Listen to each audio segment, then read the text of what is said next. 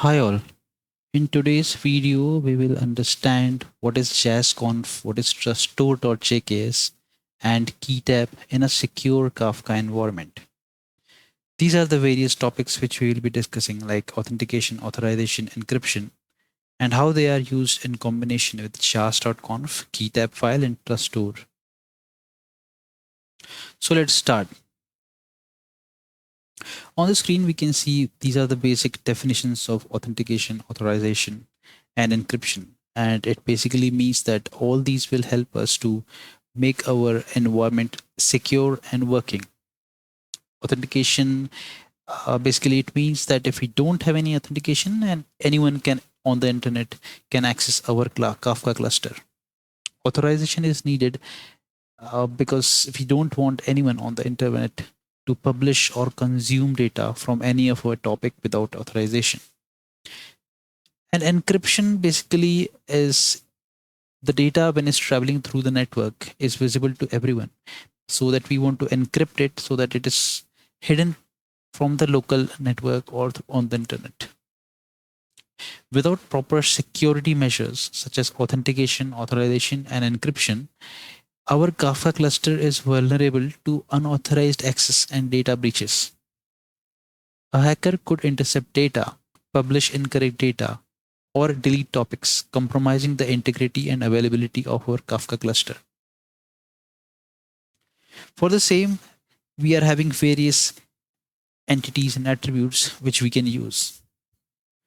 So the first one is jazz.config. So the meaning of Jazz is Java Authentication and Authorization Service. Basically, it's a configuration file which we can use to make our system more secure. This Java security framework, it provides a way for applications to authenticate and enforce access. The jazz.conf file is a configuration file used by Java application to specify an authenticate mechanism. The usage is that if we specify login modules and configurations for various applications, including Kafka, it defines how clients and broker authenticate to each other using SASL or simple authentication and security layer mechanism like Kerberos, Scram, or Plain. The given configuration snippet is a Java authentication and authorization service configuration for a Kafka client using Kerberos for authentication. And here are the high level explanation for each of them. The first line we can see that it has a block that defines a JAS config in configuration for Kafka client. The name this Kafka client is an identifier for the specific configuration which Kafka will refer to when performing authentication. Then we have KRB5 login module. This line specifies the use of KRB5 login, which is Kerberos login module provided by Java. The required keyword means that this login module must succeed for all overall authentication to succeed. Next config is like key tab is true. It means that we'll be using key tag, for which we will discuss more on next slides. Trust store key is equal to true. This option indicates that Kerberos ticket granting system obtained during the authentication process should be stored in memory. This stored key can be used for future authentication without re-entering the credentials. Next is path to our KeyTab file, which will be either on our Windows local machine or in a directory when we are using Linux box. Principal defines the Kerberos principal that the Kafka client will use for authentication. A principal is a unique identity to which Kerberos can assign tickets. The format is typically username at realm. So username can be any, maybe a company name or maybe any unique name which we can use. Similar configuration is done for Kafka server as well, which is available on the screen. In summary, this configuration enables a Kafka client to authenticate using Kerberos utilizing a key tab file for secure and automated access to the Kafka cluster. Now let's see what a key tab file is. A key tab file is used to store Kerberos principal and encrypted keys, and it is non-human readable. However, from the slide, we can see how we can create a key tab file and use it in our Kafka setup. First, we need to create a Kerberos principal. Generally, this Kerberos principal is given to a developer by a Kerberos administrator. With help of that, we generate a key tab file with a command which we can see on the screen. Now, once you have the key tab file, we can configure the Kafka clients and brokers to use it for Kerberos authentication. On the slide, we can see the basic or the minimal Kafka configuration, client configuration, and broker configuration. So these will be needed at client and broker respectively. In summary, we can say a key tab file stores Kerberos principal and encryption keys, enabling automated and secure authentication for Kafka clients and brokers. By creating a key tab and configuring it correctly in our Kafka setup, we can leverage Kerberos authentication to enhance security and streamline operations without requiring manual password input. Next element is truststore.jks. So basically, truststore file itself is a binary file and non-human readable. So we cannot have a direct example of it. However, we can see how we can create and manage a truststore.js using Java's key tool utility.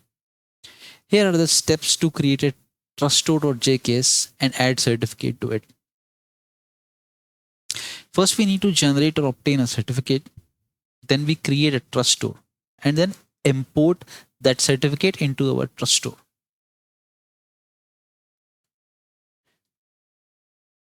Once we have the truststore.js file ready, we can configure the Kafka clients and broker to use it for SSL or TSL encryption. The sample configuration are given on the slide. We can have client configuration and broker configuration as we can see on the slide. In conclusion, we can say that truststore.js file is a trust store file in JKS format that holds trust certificates. It is used in SSL TSL configurations to ensure secure communication between Kafka clients and brokers. By creating a trust store and adding necessary certificates, we can enable encrypted communication in our Kafka setup, enhancing security against data interception and unauthorized access. Now see how all of these attributes work together.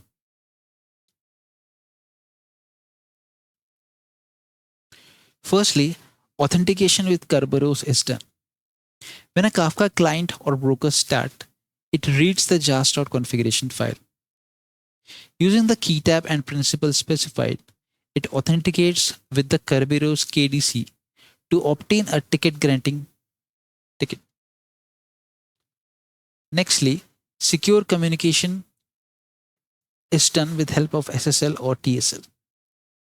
Kafka brokers and clients use TrustStore to verify the certificates of entries that are communicating with. The key store on the broker contains the server certificate and private key, ensuring encrypted communication. The TrustStore ensures that only trusted entries can establish a connection.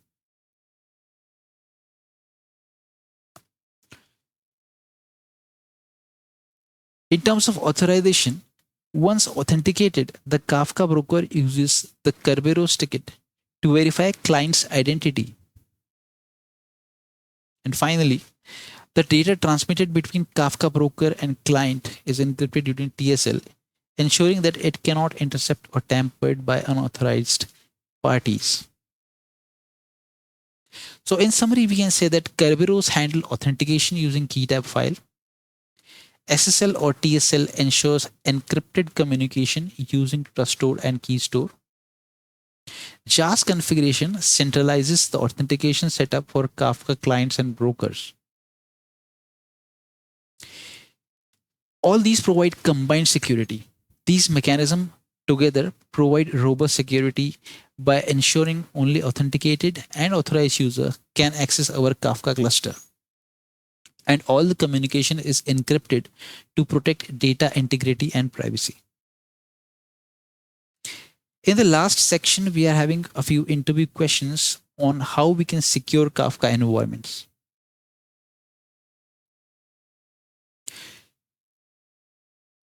Go through them, and based on our understanding, you can add more details to it, and this will be helpful in our interviews.